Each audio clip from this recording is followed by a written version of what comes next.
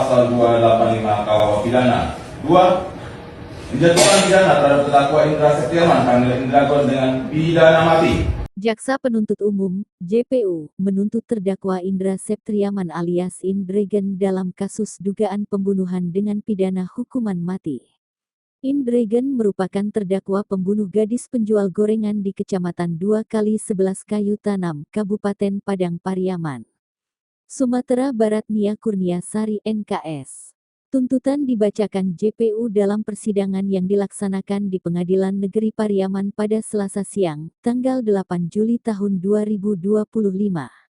Sebelumnya diberitakan gadis penjual goreng NKS 18 dilaporkan hilang pada Jumat tanggal 6 September tahun 2024 saat menjajakan dagangannya berkeliling kampung di Padang Pariaman, Sumatera Barat.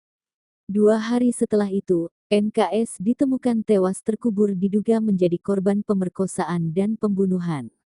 Polisi kemudian melakukan penyelidikan dan berdasarkan keterangan saksi, fakta dan barang bukti akhirnya ditetapkan IS sebagai tersangka. Indra kemudian ditangkap polisi pada Kamis, tanggal 19 September tahun 2024 di Kayu Tanam, Padang Pariaman saat bersembunyi di atas loteng sebuah rumah kosong. Ia mengakui telah melakukan pembunuhan dan menguburkan NKS di tempat kejadian perkara.